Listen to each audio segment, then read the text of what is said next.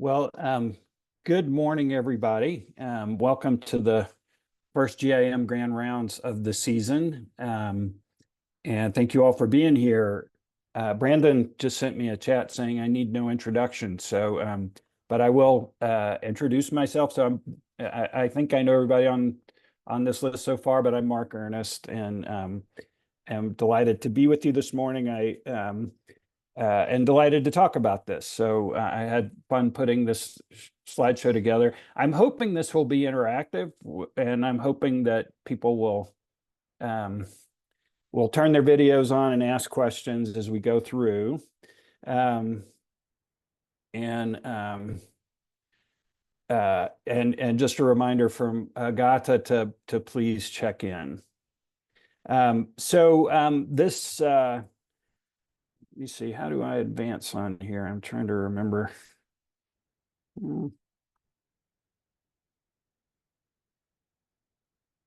It's not the usual mechanism, right? Anybody want to give me a reminder of how to do that? Let's see.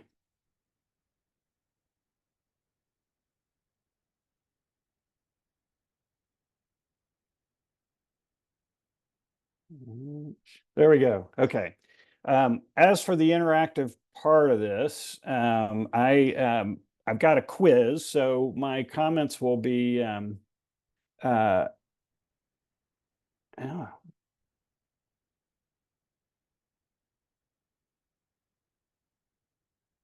lost my Zoom view. Sorry to start off with technical difficulties here.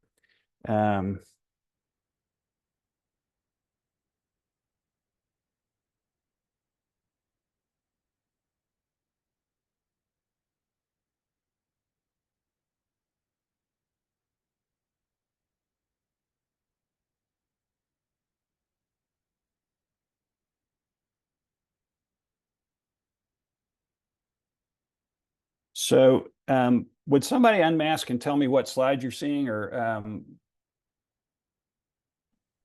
10-question quiz. 10-question quiz. Okay. I don't know why I can't see you all anymore, but I somehow lost that view. So anyway, I do have a 10-question quiz. And so I hope everybody will take out a piece of paper and grab a pencil or a pen. I've got a little timer here so that we don't spend the whole time waiting for everybody to answer their questions. So I'm going to give you 20 seconds with each question before we advance to the next one. We'll be on the honor system, so it'll be self-scoring. We do have a prize for the winner, and if it turns out there's more than one, then we'll figure out a way to resolve that conflict. Learning objectives. If I told you the learning objectives, I'd tell you the answer to all the questions. So I'm not gonna give you the learning objectives, but just let it say that I've picked some what I thought were really interesting stories and facts that came from our time in Italy that hopefully you will find interesting as well, and perhaps learn something along the way. So first, with a note of thanks to lots of people. As you'll see from the date on the ticket there, Julie and I got to leave on September 26th, 2 years ago, to spend 5 months in Italy, which we spent predominantly in Florence. And that wouldn't have happened without an awful lot of people who covered my patients and covered my responsibilities, who helped us set everything up logistically. And then to call out two people in particular, Louisa Mastroni in cardiology, who's the one who really helped me set up the relationships that led to the visa. And then Mark Banacca, who has some family history in Florence and was really instrumental in us getting settled there and finding a place to stay. So thanks to you all for the gift of letting me go.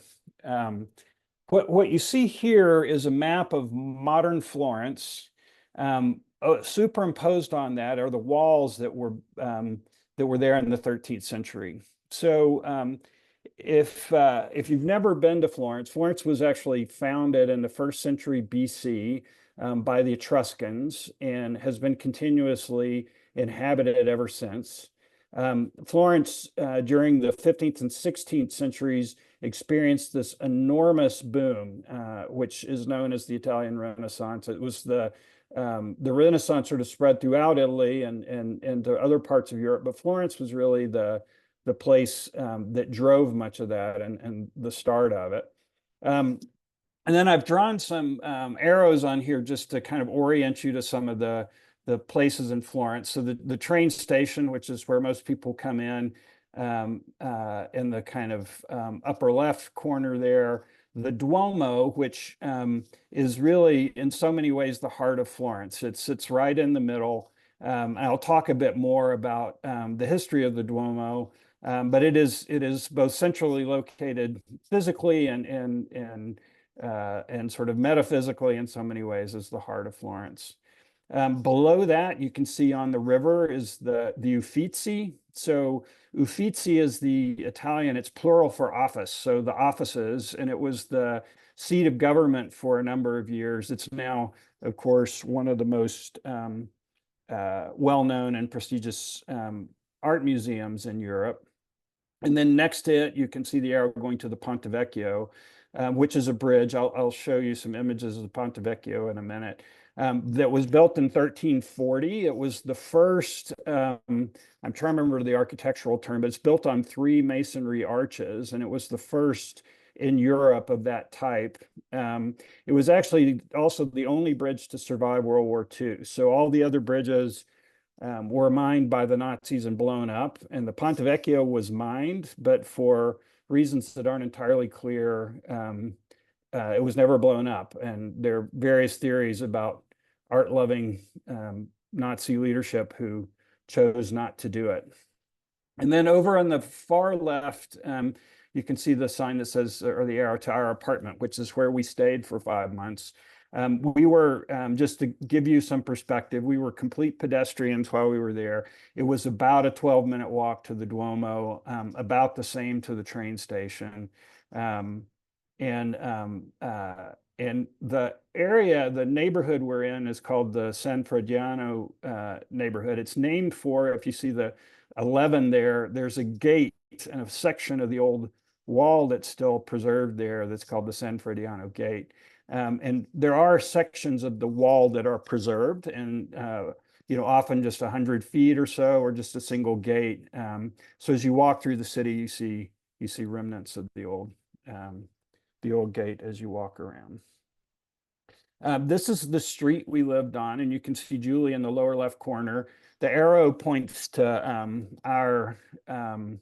the entrance to our apartment. And so we had the first floor of a 4-story building that was built in 1918 by 2 brothers at the end of World War I. You see the Conad City sign there. That's the little grocery store that was about the size of a 7-Eleven and a half, but had everything we needed and was a terrific place to just stop in and figure out what we wanted for dinner and take it home.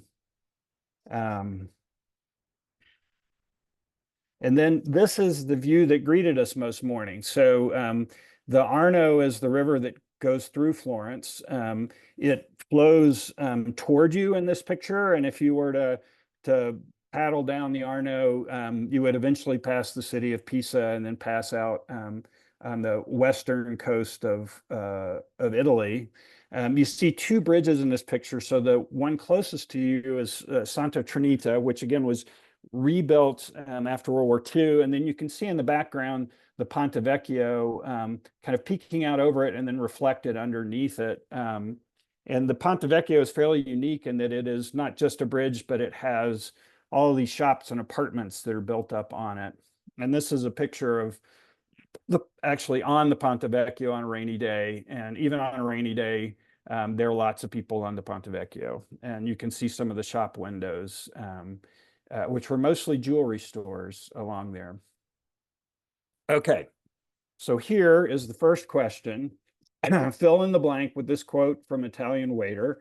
And this came as we sat down at a table and asked for something. If you do the following in Italy, you will go to prison, as he said. And your choices are order pasta for breakfast, put Parmesan cheese on seafood, um, drink a cappuccino after 11 in the morning, drink wine from a glass without a stem, or pour olive oil on a pasta dish. And I'm going to give you 20 seconds.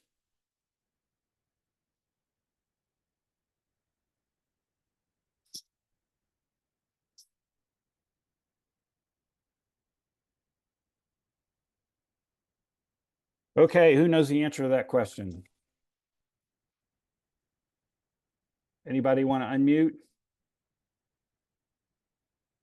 All right, so the answer is drink a cappuccino after 11 a.m. So you can, you can eat pasta pretty much any time of day and nobody would blink, though it would be unusual to have it for breakfast. They do frown on putting Parmesan cheese on seafood. That's considered a no-no. But for whatever reason, it is, you just do not drink cappuccino after 11 a.m. You can get it served to you, but the waiters will express their disappointment in your choice. You can drink wine from anything in Italy, and you can pour olive oil on anything with impunity. There's not a table in Italy that doesn't have a bottle of olive oil sitting on it. Okay, so speaking of cappuccinos, these are some pictures from a little cafe that was around the corner from us. You can see in the upper left corner my family, so Julie on the left and my two kids, Olivia and Elliot, who joined us during their winter break from college. And then the other pictures are of our barista Flamour, and you can see the case there of the wonderful pastries they had that were made in the back by his partner. And at the very bottom, you can't really see it because my favorite, which was the torta della nonna, which is a little kind of hand pie that was cream filled. And we started out, Julie and I would share them. And as our time went on there, I was less inclined to share, and so we got our own pastries. But we started many mornings there with a cappuccino and a pastry.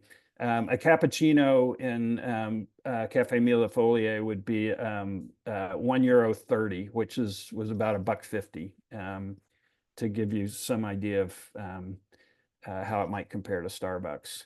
And okay, so question number 2. In 1611, Italy had a Me Too moment. The high-profile rape case involved which of the following women? Artemisia Gentileschi, Lucretia Borgia, Caterina de' Medici, Vittoria Colonna, or Plautilla Nelli. All right, so I'm going to give you 20 seconds.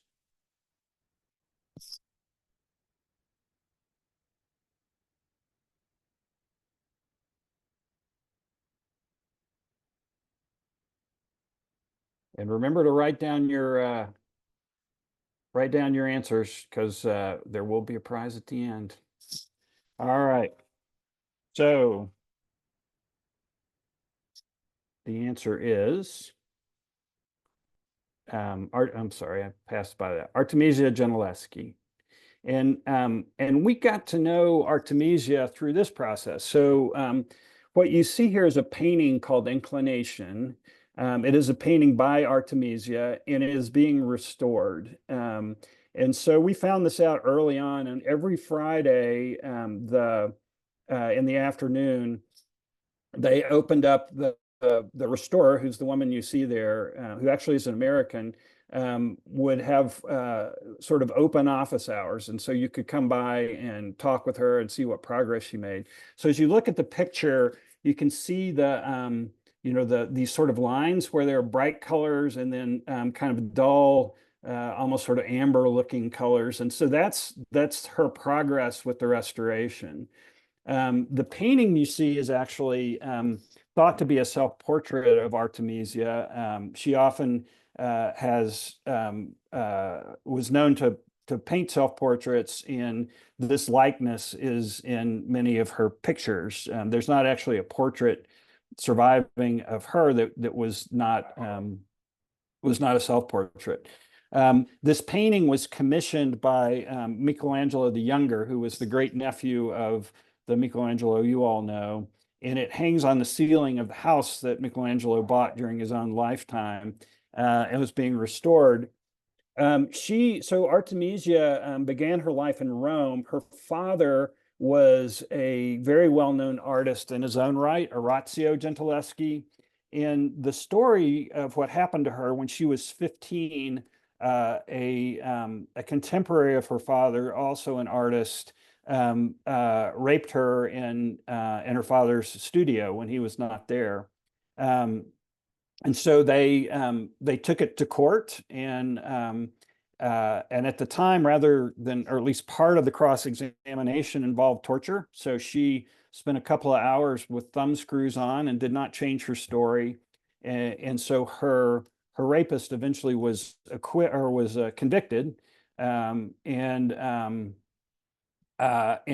didn't suffer as much penalty as perhaps they hoped, but he was banished from Rome. And her notoriety kind of forced her to leave. So she moved to Florence. She was the first woman inducted into the Academy of Fine Arts in Florence, which speaks to her talent. She was, had a number of commissions and became quite well known during her lifetime, though it's not as well known now. She So her subject matter, knowing her history, is kind of interesting. She has several paintings of this story. So this comes from the Old Testament book of Judith, and Holofernes was an Assyrian general who was sent by Nebuchadnezzar to exact revenge on the Israelites, and so he, after a battle in which he was successful, he got drunk and went to sleep in his tent. And Judith and her maidservant snuck in and assassinated him, and then carried off his head. So these are two paintings. These would not be considered Renaissance; they'd be considered Baroque. And you can see the style, the chiaroscuro that was popularized by Caravaggio here. But she did a number. This was a story that she painted multiple times. I think there are 5 surviving paintings involving Judith and her maidservant. And you can certainly speculate as to how her early life experience drew her to this particular story. This painting is in the Pitti Palace, which is in Florence. The one I showed you before actually is in a US museum. Okay, question number 3. So Michelangelo was so financially successful in his lifetime that none of his family, the Buonarroti family, had to work for how many years? So 75 years, 100 years, 200, 300, or 0, he died broke.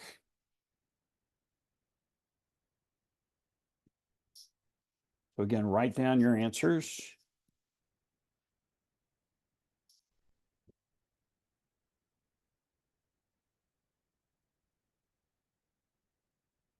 I see answers in the chat all over the place.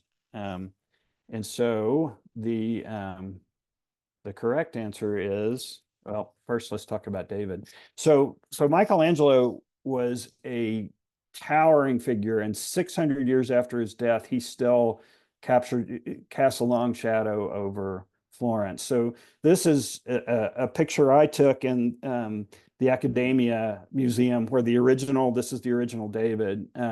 It took me probably 45 minutes to get this picture, because usually you see it with the sea of heads, at about foot level through there. So it took a while to wait for a moment when I could snap a picture without it. It is absolutely stunning.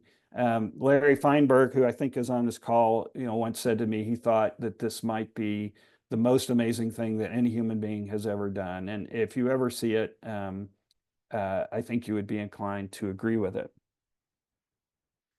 So the answer is 300 years. Now, I should note, I credit this to Linda Falcone. Linda was a woman we met who worked for the foundation, who was restoring the painting I showed you earlier. And she did a couple of lectures while we were there. She was an art historian, and she was the one that shared that. But it's really hard, I think, to impress what just a dominant cultural figure he was during his lifetime. And when he would release a new work, it was news across all of Italy and probably much of Europe, and people would come and stand in line to see it. The rich and powerful competed to get commissions, and the number of actual sculptures he did was less than 60 in the course of his whole lifetime. So and just the David statue took several years to create. So fabulously successful, and enough so that his family were taken care of for quite some time afterwards. This is there are actually two full-size copies of the David statue, and this one sits on what's called Piazzale Michelangelo, which is a plaza that sits above the city and looks down on the city of Florence. And I'll show you it from another angle. We frequently got up there for sunrise or sunset, and you see here a sunrise or just happened to catch the sun peeking up through a bank of clouds. Okay, so question number 4. So Florence's Duomo remains the largest masonry dome in the world. To accomplish this feat, Filippo Brunelleschi, who actually was the 4th architect on the project, developed which novel construction techniques? So a new ultra-fast drying cement formula, a highly efficient model of scaffolding to support the dome, a reversible lift mechanism that allowed horses to walk in one direction, or a herringbone masonry technique. So choose your answers.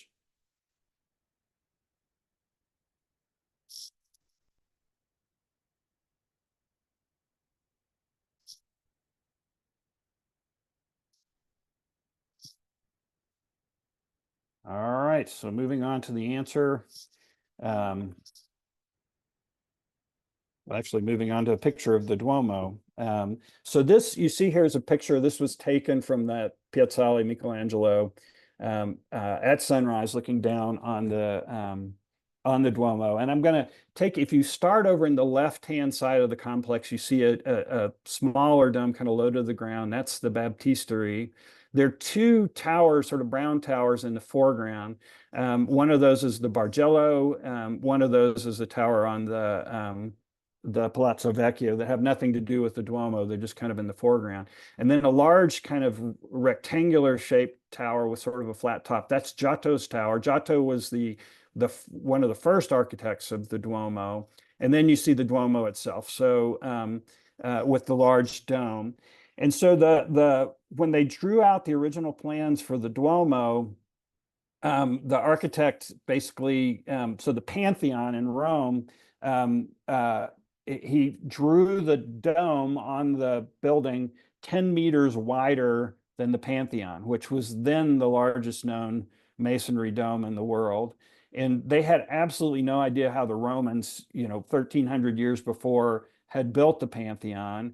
And so he very ambitiously draws this building with this dome on top that had never been created before. And so they begin construction on it, which goes and fits and starts and then stalls for 100 years because they couldn't figure out how to build the dome itself. And so the project is resurrected by the Wool Sorters Guild, who say, hey, you know what, we're going to pony up the money to finish this thing. And so they have a contest and they say who can finish it. And there's some really interesting stories about how the contest played out. But in the end, Brunelleschi, who was a goldsmith by training, but as many of the Renaissance contemporaries did a lot of different things, including architecture, and came forward with the plan that won the day. And they finished the dome. This is another picture on another morning of the Duomo. I'll also draw your attention to one little detail, which you see just below the dark brown of the dome. You see the sort of colonnade of marble that's just below one section. So that was to be the facade that went all the way around the Duomo. And the story, as it's told, was that they got that section done. And Michelangelo looked up and said, you know, that looks like a cricket cage. And the guy who was doing the finishing got so upset by it that he just quit. And so they've never actually finished that section. So that's the only part that has that ornamentation on it. Um, this is the view if you're in Giotto's tower and turn and look back at the hills behind you that you would see. And in about 2/3 of the way over towards the left, you can see the facade of a church, and that's the San Miniato Church. I'm going to show you some other things around that in a minute. And in front of that is where the Piazzale Michelangelo is, where those pictures are taken. And you can see a little staircase there that fills up every night with people watching the sunset. So it's a sort of perfect angle from which to see the sunset over Florence. The Duomo I mentioned is really very much at the center of the life of Florence. And so it's a fun place to people watch. You see people who come bringing their own photographers to pose in front of the Duomo. You see all sorts of performers and artists that are there. The woman in the middle actually is a very accomplished opera singer who sings in a number of productions and who just came and set up a PA one day and sang in one of the plazas next to the Duomo. So the answer is actually D, a herringbone masonry technique. There was no new cement formulation involved. The scaffolding was one of the challenges. So most of the people who were trying to figure out how to do it were coming up with scaffolding, which is the way domes like that had been made to that time. And when they figured out the amount of wood that would be required, they estimated they'd have to cut down almost every tree in Tuscany to do it. And so Brunelleschi's plan was to do something that would involve no scaffolding at all, which was really the innovation. He did invent a reversible lift mechanism. So historically, when you wanted to take a load of bricks up, you would put your team of horses on a circular mechanism and walk them in one direction, and that would raise the platform with the brick on it. Then they'd have to unhook the horses, turn them around the other direction, and walk them back to lower it. And he invented a clutch mechanism that allowed him to sort of shift the wheel up and down and change directions, which certainly sped up the production. But his real innovation, which is still studied today in architecture classes, I'm told, is a herringbone technique using masonry, which looks something like this. So you can see this is actually a schematic of the dome under construction. And the challenge with doing the dome, you can see that you start with horizontal bricks, but the curvature of the dome means that eventually the layers of bricks start to point inward, and the mass of the bricks is such that if all you did was just lay them one on top of the other, eventually they would slide towards the center. And so he developed this technique of using a vertical brick that makes contact with 4 horizontal rows, and you can see forms this sort of horizontal spiral that goes up, which binds each additional layer to the layers below it, and also transfers some of the forces into this horizontal brick layer, which allowed them to build the whole thing without any scaffolding. So they had a platform that they continually kept moving up that the bricklayers worked on, and were able to complete the dome that way. Again, 30 meters larger than the largest one that had ever been done. So this is a really rough segue, but this is us making another kind of cement. So you can see on the table in front of us a pile of flour, and so 100 grams of flour and 1 egg is the basic formula for pasta, and you can multiply that many times. This was a pasta class that we participated in. The woman on the right is Virna, it's her home that we were in. And the person immediately to the left of me is Claudio, who is her ex-husband and still business partner. And then at the far left is Dina Centorino.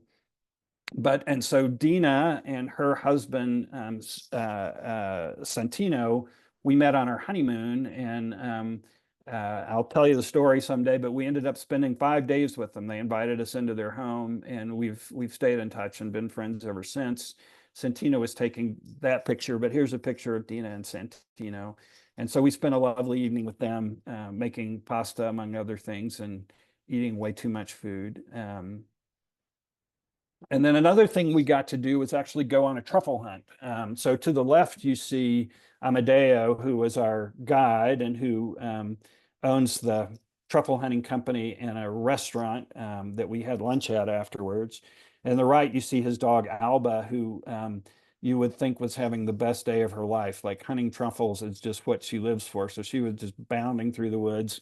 And you could tell immediately when she started digging when she'd found a truffle, and the goal was to get there before she ate it.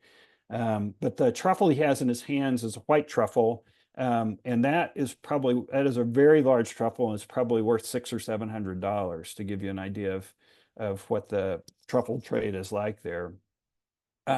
This is the group we went with, and some of you who have been here for a while may recognize Tom Donnelly, who's in the puffy coat in the middle. Tom was a pulmonary fellow here a number of years ago, was my roommate for a couple of years. And they're here, they were there with some friends staying outside of Florence, and were kind enough to invite us to join them on the truffle hunt. And if you've ever wondered what autumn looks like in Tuscany, it looks something like this. So it's just a really lovely time to travel, and a very beautiful, beautiful area. Okay, so question number 5. Which of the following factors did not put the success of Renaissance bankers like the Medicis at risk? The mortality of their creditors, the church's prescription on usury, theft from branch managers, the large number of different currencies across Europe and in the Italian city-states. So again, 20 seconds.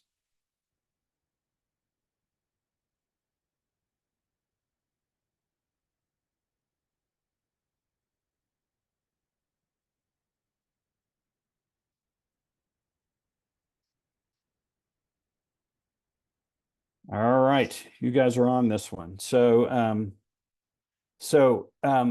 what you see here, this picture is called the Procession of the Magi, and it portrays, so it is meant to represent the story of the wise men seeking the Christ child. It looks a lot different than most depictions of that, and what you see is this whole procession is peopled by the Medici family and their court. So in the gold robe, kind of on the white horse, sort of right of the very center, is the young Lorenzo de' Medici, who arguably was really sort of apex of the Medici's family's rule, and he was widely called in his own lifetime Il Magnifico, if you can imagine your nickname being the Magnificent. Widely revered, much beloved, and really kind of the de facto leader of Florence for about 25 years until he died in his 40s, thought to be of acromegaly. And you can see these changes in his face in the portraits. But he actually became the point where he had difficulty articulating. His tongue was so big, he had painful joints that were then described as gouty. But most people think he had acromegaly as the cause of his death. And then I want to point out one other figure to the left of that. There's an older man in kind of a dark purple robe who is on top of, and if you look closely, the brown animal is not a horse, but look at the ears, it's a donkey.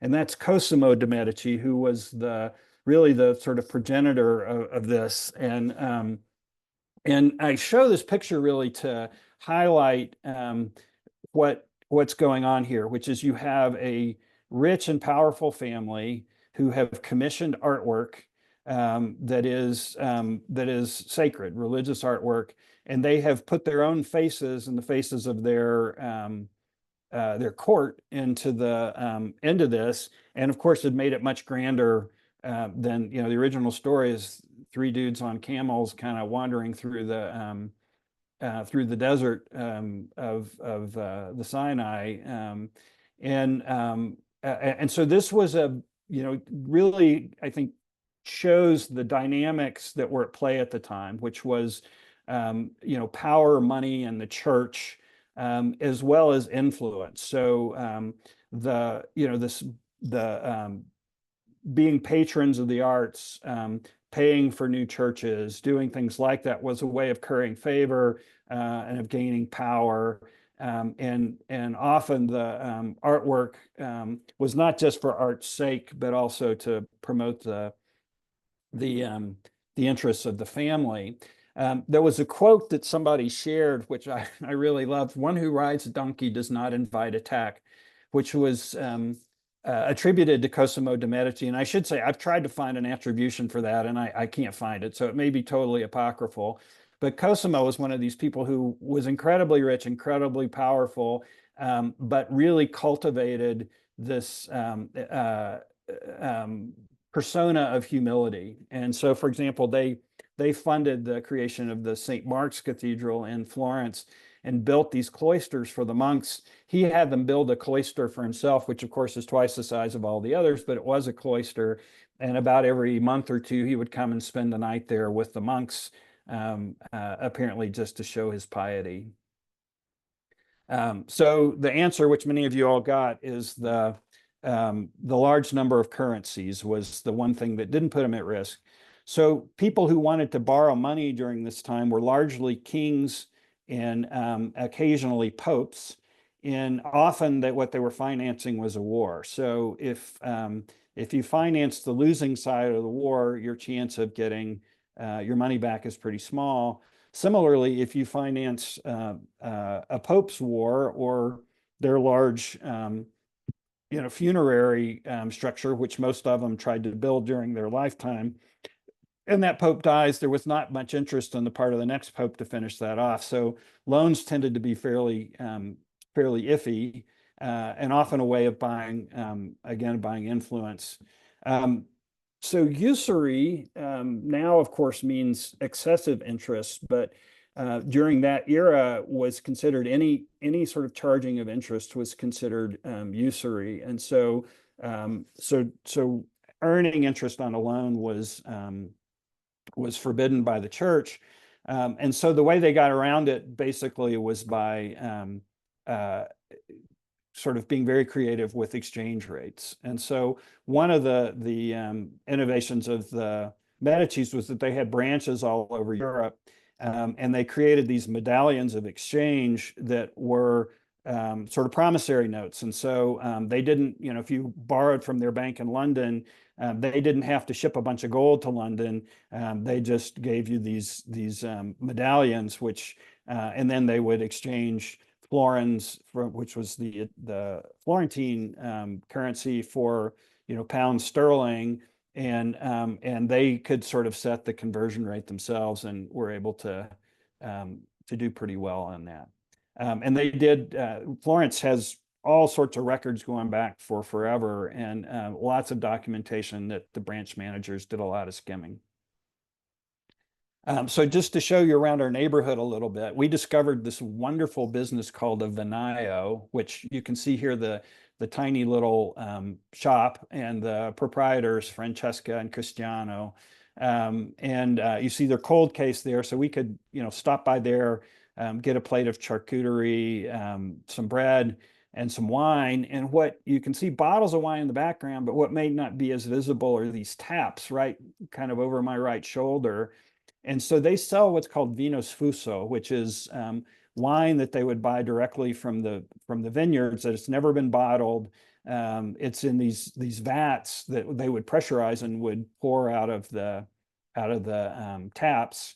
And so we got a couple of empty wine bottles, and once or twice a week would walk down there, and but maybe less frequently than that, as far as and have them fill up our wine, and they would cork it for us. And a bottle of wine purchased that way was about €3. This is James, who is right across the street from them. James was the dude who gave me my haircuts, and was quite serious about his craft. Every time I got a haircut, he would offer to trim my eyebrows, and I turned him down on each occasion. But hanging out in his shop waiting for my haircut was another sort of fun treat. Okay, question number 6. Which of the following is true about the great painting showdown between Leonardo da Vinci and Michelangelo that took place in the Palazzo Vecchio?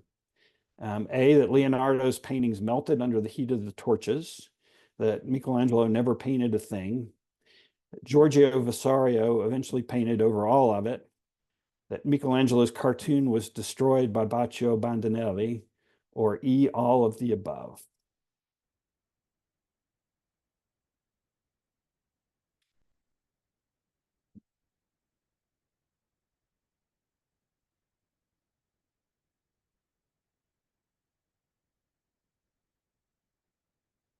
Okay. Um, so, so the answer is all the above. So the Medicis, so Leonardo da Vinci and Michelangelo were actually contemporaries. Leonardo was significantly older. I want to say maybe 20 years older and better established. And reportedly, the Michelangelo felt very kind of rivalrous towards him, but they were both recognized as being, it's sort of like if you could pit, Michael Jordan against maybe LeBron James or something. They both were recognized as being just outstanding. And so they came up with this idea that they would this room, the Sala di Cinquecento, that they would have Leonardo paint one side and Michelangelo paint the other side. Um, and what ended up happening was Leonardo was a kind of constant experimenter, and so he decided to try a new formulation for paint, which included adding some wax to the oils. And so when he used the torches to create the light, it created enough heat that that his paintings just melted off the wall. In the meantime, Michelangelo had developed what's called the cartoon. So when they're going to do a fresco, they would do a full-size rendering on paper that they called the cartoon. And he had developed his cartoon, but never painted it. And the cartoon ultimately was destroyed by one of his rivals, but we know what the cartoon looked like because all these artists came and studied it and copied it. So this is a copy of the cartoon of the painting that was never painted, the Battle of Cascina, which depicts the Florentine army at the end of the day had gone and they had taken their clothes off and were in the Arno River, and they were attacked by the Pisan army. And then they rallied and came out and fought half naked and with whatever armor they could put on and turned away the Pisans. So it was a sort of famous battle, but never was actually never painted by Michelangelo. And here you see the room that all that played out in. So the right-hand wall behind us is where Leonardo's paintings were, and the left-hand side is where Michelangelo's would have gone. This is at a gala for the Meyer Hospital, which is the children's hospital in Florence. And the person I'm standing with on the right is Jacopo Olivoto, who is the chair of cardiology there, and was I think an intern under Luisa at some point during Luisa Mastroni when she was doing her training. So it was her connection to Jacopo that was how we were able to get an invitation from the University of Florence to come, and how I was able to get a visa to go for that time. And they were very generous to invite us to this evening. The paintings you see there now on the vertical paintings were painted by Giorgio Vasari, who was a young painter at the time of Michelangelo and Leonardo, and famously wrote the kind of compendium, a biography of all the famous artists of the times, which is how we know most of the biographical details. And then he then painted the frescoes. Unless you think I spent all my time studying Renaissance art, these were basically my office spaces. So I would start most mornings in the kitchen because I'm a fairly early riser, and that's on the left. And then the apartment we were in had a little office area that I worked in, and you could see my sort of make do for whiteboards in the background. but it gives you a little sense of the space we were living in.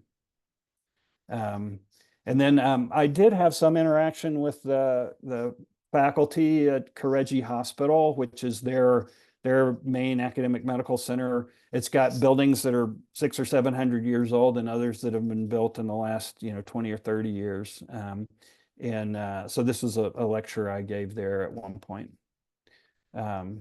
Okay, so question number 7, the inscription there, which I won't try to read, famously found where, carved below the pediment of Santa Maria Novella Church in Florence, tattooed on Silvio Berlusconi's left buttock, across the screen at the end of La Dolce Vita by Fellini, or etched on the back of the windshield of Enzo Ferrari's first eponymous race car.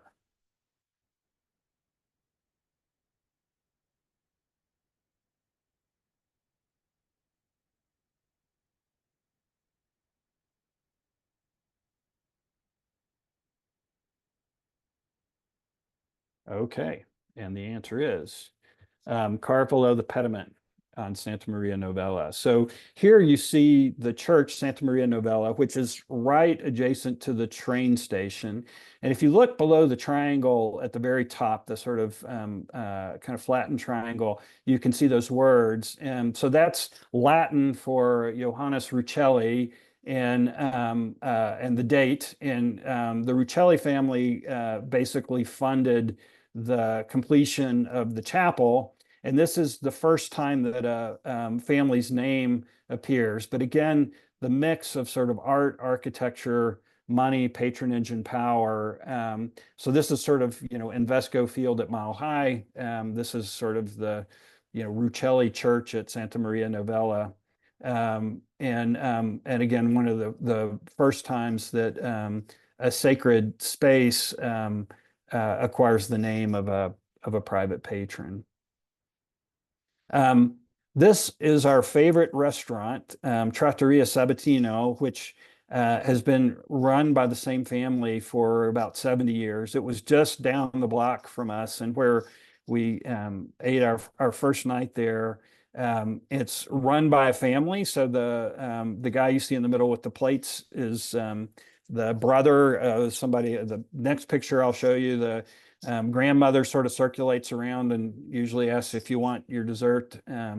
Very no frills, and you would often, the line would form at 7:15, and you would see the woman there in the center who would at 7:15 would open the door and say "Buonasera tutti," which means good evening, everyone. And then they would just start as fast as they could pulling people in, and we would often end up seated at a big table with a bunch of other people.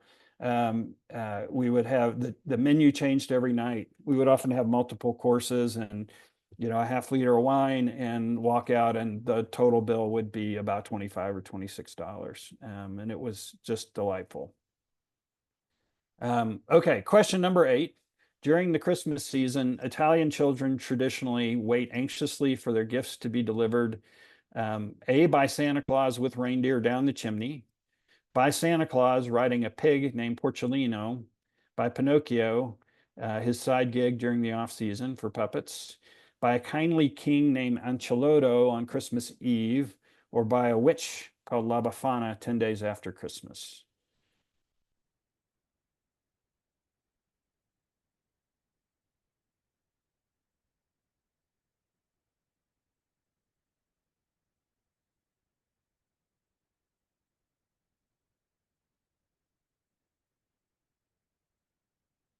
Well, some of you knew the answer. So by a witch called La Befana on Epiphany, which is 10 days after Christmas. So you do occasionally see Santa Claus hats, but you see lots of these, which are sort of witches' hats that look like something out of Harry Potter. And so the legend of La Befana is that the wise men, while searching for the manger, came upon this witch, La Befana, and asked directions, and she gave them some directions and then chose not to go with them. And then after they left, she went looking for them. And so in her search for the wise men, she somehow incorporated giving gifts to kids through all of her travels as she tries to catch up with them.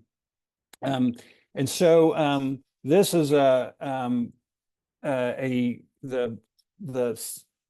up above the church I showed you up by the Piazzale Michelangelo in that picture has a cemetery behind it, which if you're ever in Florence, I would really recommend you go to. And this was just one funerary statue there for Bruna Manucci. And you can't see behind her head. So she was born in 1916 in April, died July 1920, which was during the influenza pandemic. So there are lots of funerary statues there. But at her foot is sort of a classic La Befana gift. It's a little bundle of straw and some candy, and often a little toy bundled together.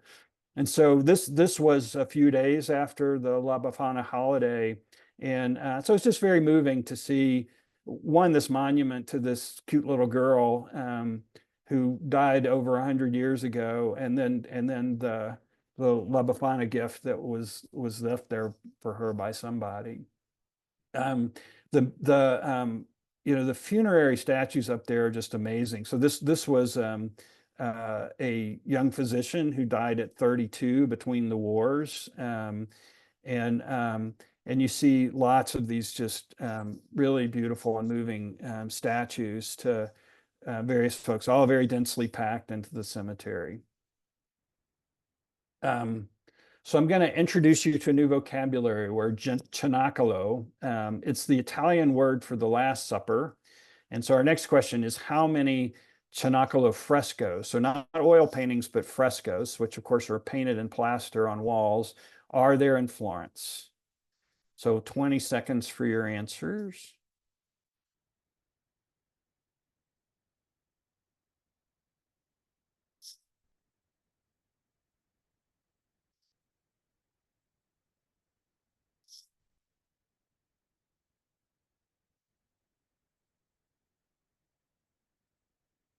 And the answer is 7.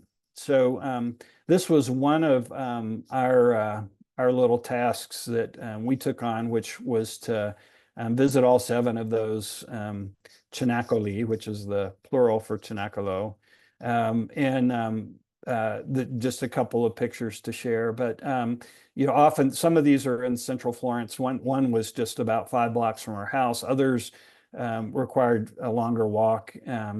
But we averaged about 7 miles of walking a day, which was one of the kind of great joys of being there, was just striking out and finding something. It was fun to look at them and try to figure out, well, who's who in the paintings, and who's Judas. And you can see Judas here kind of with his hand over his heart, like, who, me? And lots of the other examples. This is the one that was just a few blocks from our house. And again, often the paintings would people who knew what they were talking about could identify people contemporary of the artist who the faces were representative of people in the community. So just a warning, the next picture is a little more explicit than the last. So, and here's the question. The statue of Neptune in the central square of Bologna is famous for which of the following features? A, Neptune's thumb turns into an erect penis. B, water spouts from the nipples of the nymphs. C, Neptune's face is a likeness of Pope Leo V. Or A and B, or A, B, and C. So 20 seconds.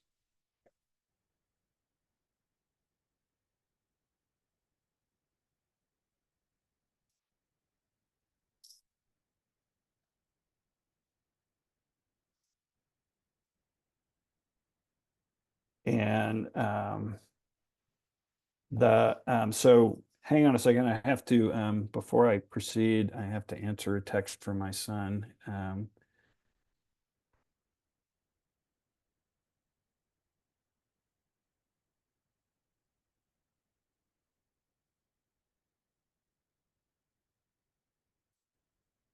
All right. Apologies about that. And let's see if I can resume. There we go. Okay. So this is the statue of Neptune in the middle of the plaza in Bologna. And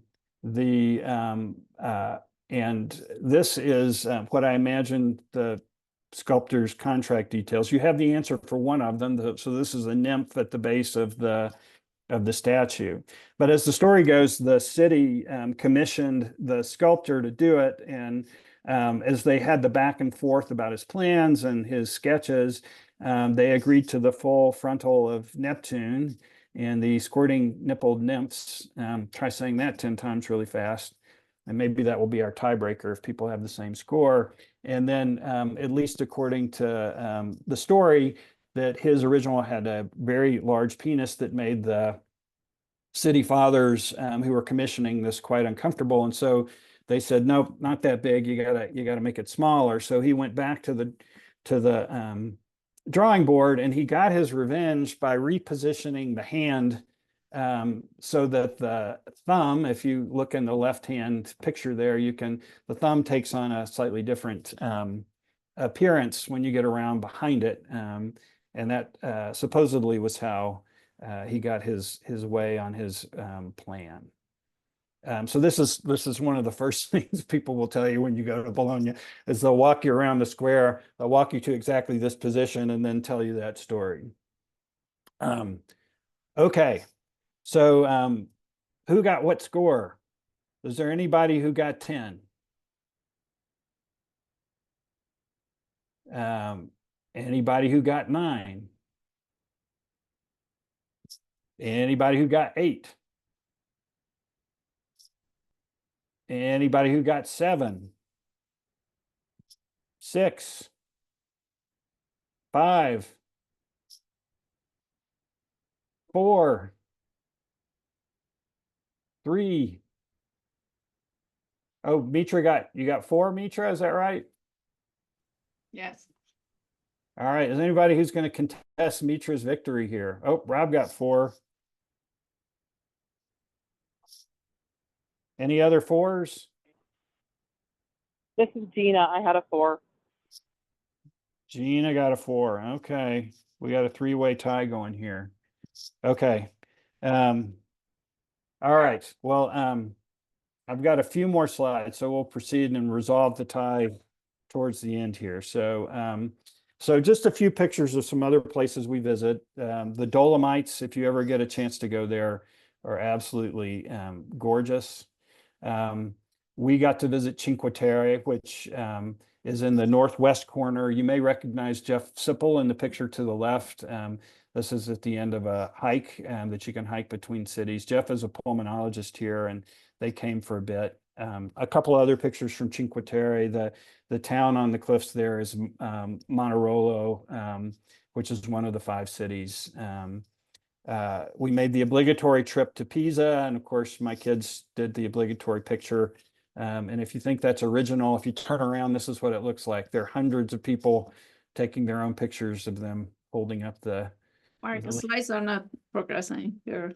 What's that? The slides did not progress. We're still on Neptune. Huh. Oh, what's going on? How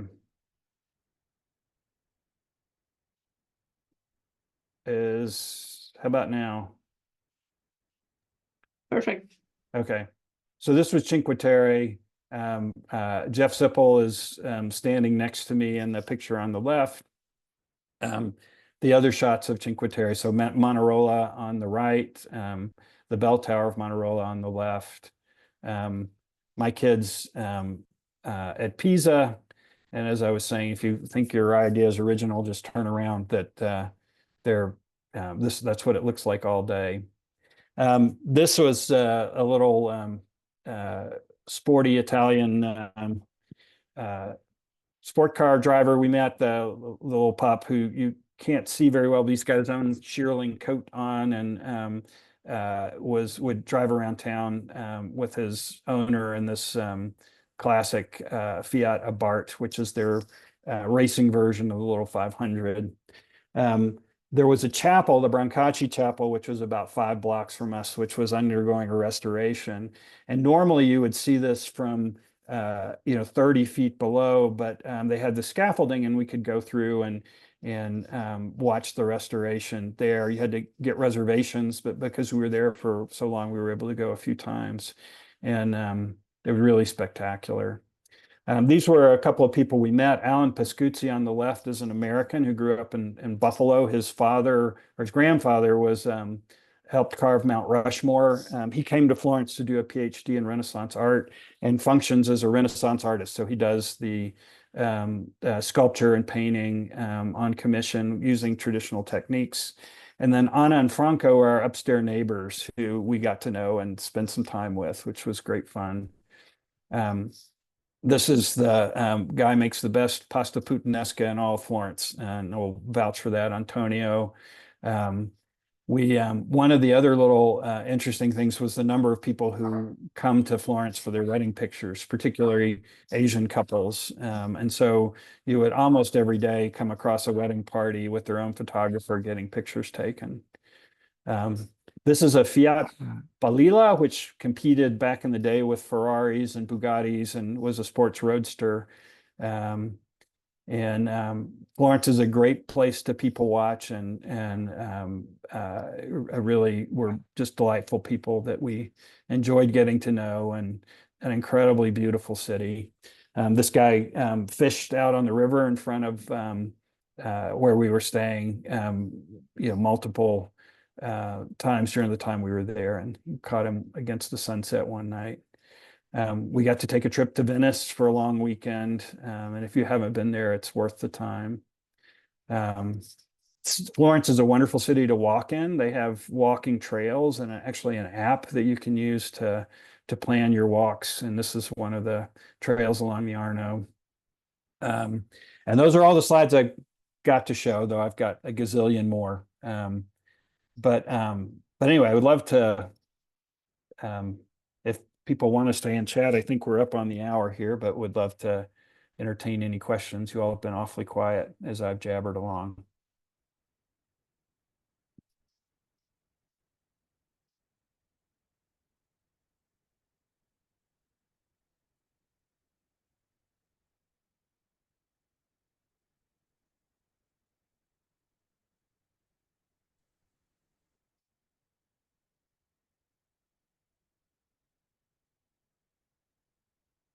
No questions?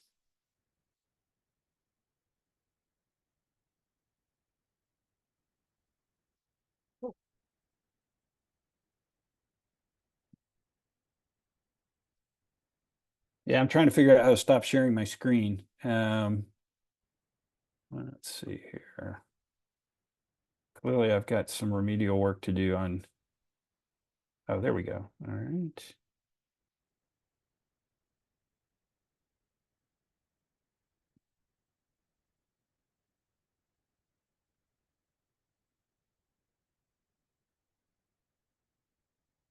Well, heck,